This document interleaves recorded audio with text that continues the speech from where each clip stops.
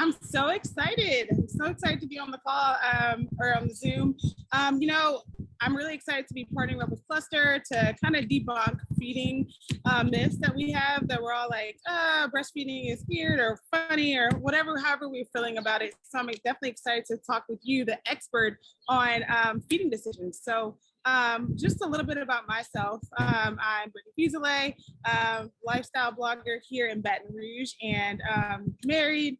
Have three beautiful daughters who are the center of our world, and I'm just excited. I actually have a newborn, so I'm really excited to get to know more about these questions, because I have these same questions that all of my followers did. So yes. I'm so honored and excited to be here with you too, Brittney, and so happy to be helping with Cluster, all the Cluster families. So I'm Candice James. I'm IBCLC and co-owner of GoldiLacts Lactation Consulting, and lactation's my passion. So I'm super excited to answer your questions and answer your followers' questions as well. So let's get started.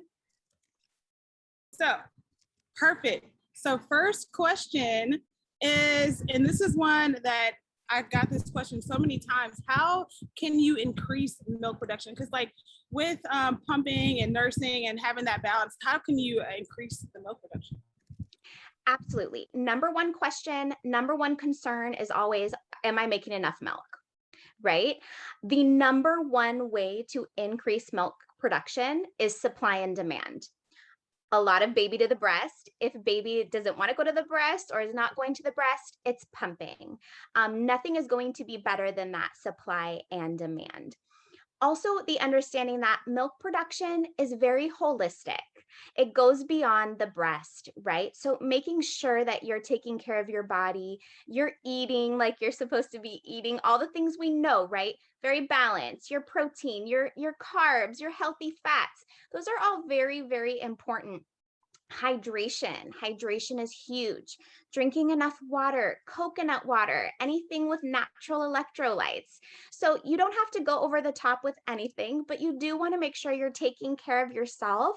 You're making sure that you're getting rest. You're making sure that you're in a stress-free environment. You can take galactagogues. Galactagogues are things that we consume, herbs we consume to help boost that supply. Certain whole foods, right? Oatmeal, flax seeds, chia seeds, all those things that many people have heard of.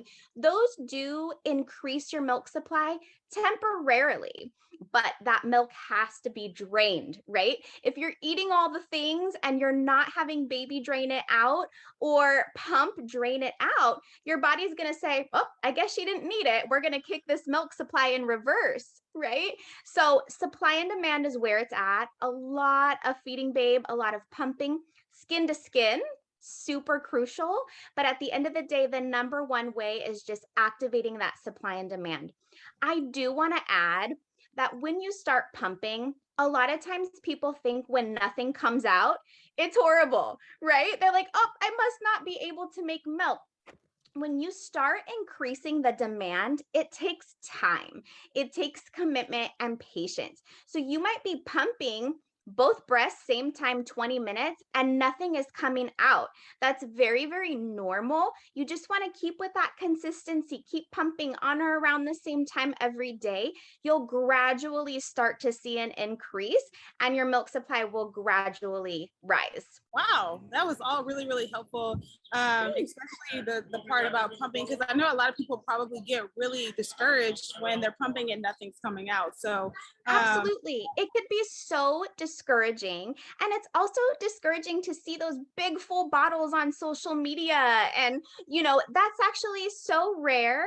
On average, mamas can expect to pump 1.5 ounces per breast per time, and that's if you're skipping a feed. So if you're feeding baby at breast around the clock and then you're tossing in a random pump, we can expect nothing to come out. And that's such an important thing to know, is that it takes time. It's gradual. And guess what's the number one stress reducer, or one of them, is stress, right? That's a milk supply reducer. So if you're seeing nothing come out in the pump and you're going, oh my gosh, I'm not going to be able to increase my supply, that alone will stop your supply, right? So you want to just make sure that you're handling yourself with grace, you're trusting your body. and that you're working with a lactation consultant, because we're right there cheering you on. We're creating a strategy for you that works best for your specific situation. And that's just so critical as well.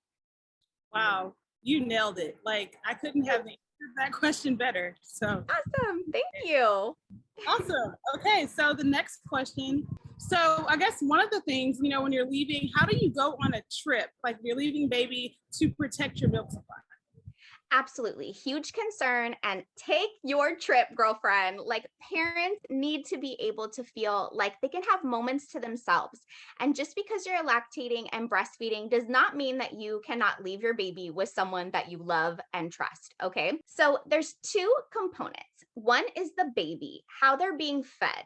And this also ties back to the importance of having a lactation team when you go, because we can hop on a call with whoever's caring for your baby. We want to make sure we're not giving them too much. We want to make sure that we're pace feeding, right? And we want to make sure that we have baby about the same schedule that babe would be on when you're home. So there's baby. We want to protect that. And then when you're gone, you just want to make sure that you pump on or around the same time your baby drinks a bottle. Sometimes if you're out and about, you want to just make sure that you're pumping at least every 3 hours on the hour. So 3, 6, 9, 12, both breasts, same time, 20 minutes at night. Depends on your baby. If your baby's sleeping overnight and your breasts are used to that, you don't have to wake up to pump. But if your baby is still on the schedule, waking up every few hours, you will need to do that as well to protect your milk supply. But as long as you're draining your breasts while you're gone, per what baby would be when you're home, and we're protecting the way baby is fed at home, you're fine. You could go on a week-long vacation. Absolutely. Perfect.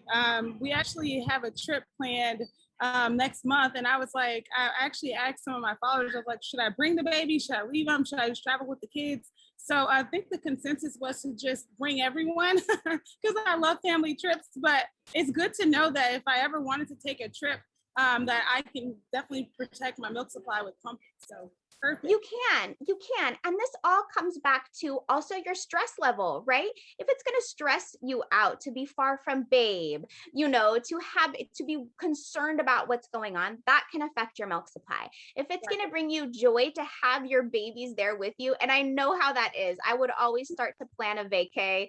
And then we would get so close and I would be like, I think we should just bring the kids, So however you do it is beautiful. You can take babe, you can leave babe with someone you love and trust. As long as you're protecting your milk supply, it will all be fine and back to normal, per usual, business per usual when you get back home. Perfect. So I guess a lead-in question to this. So say, for instance, if you didn't pump as much as you wanted to, and now you're back home, your milk supply is basically non-existent. Is there a way to crank that up? There is a way to crank that up. But you do want to think about how it will be like for you when you return home, because when you have to increase milk supply, and this ties back into the systems we talked about before about increasing your milk supply, it takes commitment. It takes time. It takes work. So if you knew you were going to go on vacation, it would 100% be my recommendation to keep pumping, keep moving the milk, protect that milk supply. It will be more work to have to build it when you return. And another super important thing, we have to think about clogged milk ducts. We have to think about engorgement and mastitis.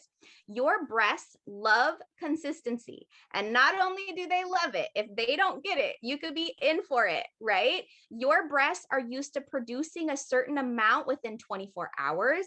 They are used to the times that baby or pump typically drains them.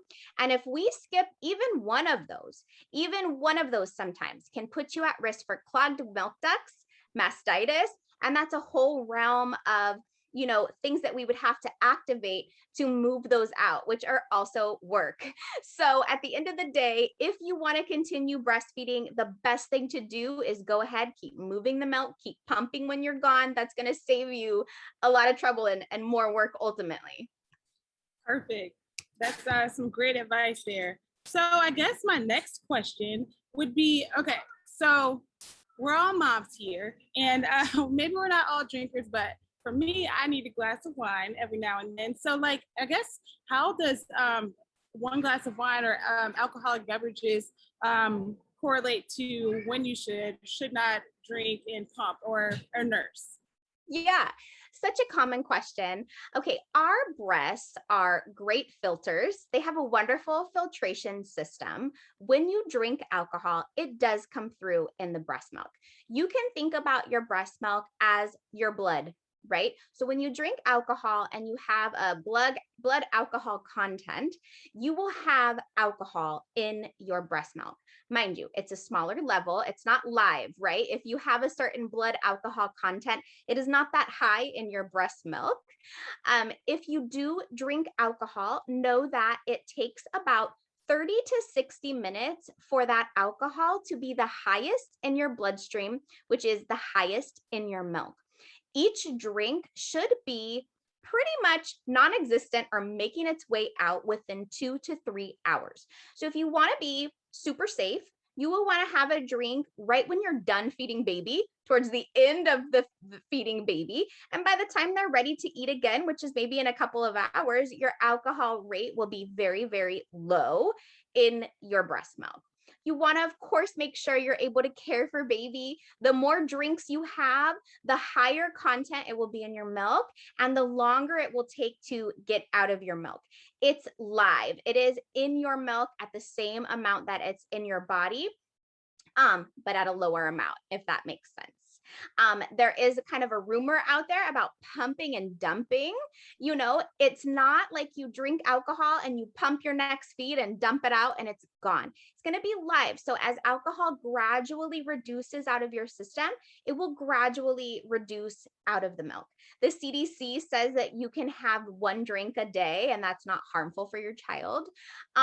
There are things to consider, right? How you metabolize alcohol. Are you eating while you drink the alcohol? So the most important thing to remember is that if you want to be the safest, it's drinking right after a feed, at the end of the feed, so that when it's time for babies to drink again, most likely that alcohol will be out of your system. Perfect.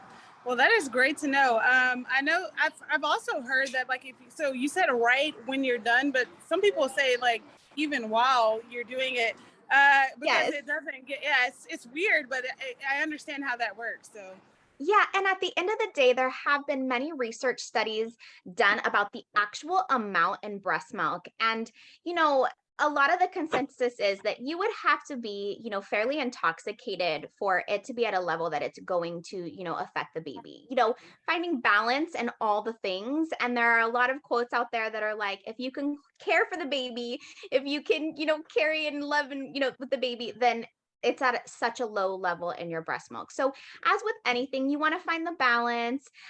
You want to follow your body's lead and baby's lead. Make sure you're eating, but you can most definitely enjoy your glass of wine.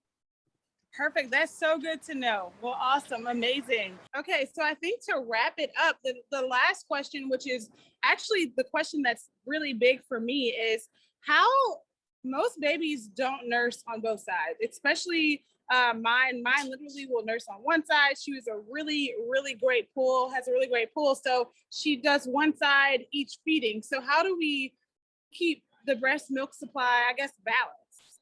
Right. So, very important question. And a fun fact is that a baby will always most likely have a favorite side. And when they do have a favorite side, they latch on. And what does that do? It increases the demand on that side. So the milk supply is probably higher over there. The milk is flowing how they like it over there. And just ultimately, gradually over time, they have a love for that particular side. There are some parents that will literally breastfeed on one side their whole journey. But you do want to try to encourage balance, right? Even if it's just something about size, because if a babe is feeding only on one breast, that breast will probably be a cup or two larger than the other one. So what you can do if you wanted to encourage balance is pump that other side. What that will do is it will increase the demand over there and it will boost the supply over there to the point that it might be flowing to baby's liking and have that balance again. The best case scenario is that your baby is always feeding off of both breasts and that you are alternating the start side each feed. That is going to encourage balance from day one.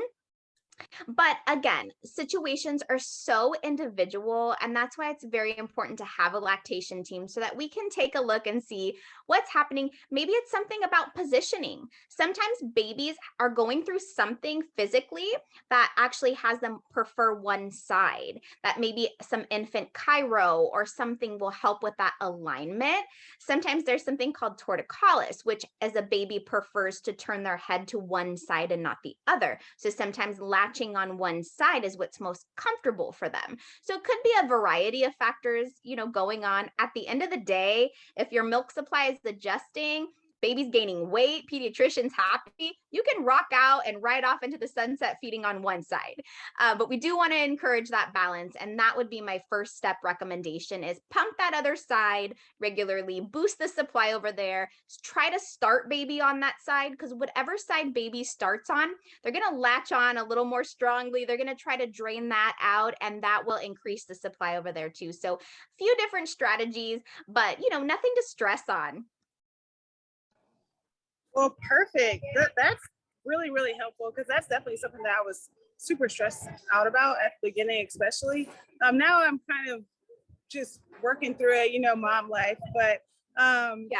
you gave some really, really, really great advice, and I'm definitely excited that we connected. I realized how important having a lactation specialist truly is. And, it's something that I'm definitely going to start to encourage, especially when people come to me and ask me, like, how do you do this? I'm like, you know what? I have the perfect person for you. I'll be Thank you recommending so you. much. We Yeah. would be honored. We would be honored. And there's just a lot of fear-based things out there. We have the mom groups that have their place and they're beautiful, the parent groups that have their place, but they can make us afraid and they can leave us questioning what we're doing. And the truth is, what works for someone else is not going to work for you, most likely. Every case is so individual, and you need someone that knows that hears you out. What are your goals? What do you want it to look like? Let's see what's going on. We create a plan that's best for you, that's best for the individual. And that's why it's so important to just have a lactation fairy on your side. And it's our passion. We love it. So we send everyone our way. I'll definitely do that. Well, thanks for taking time to speak with me and share your wisdom. And I'm excited to share with everyone and so they can learn from the best. Thank you Thank so much. you so much, Brittney. Have the most wonderful day. You too. Talk soon. Thank you.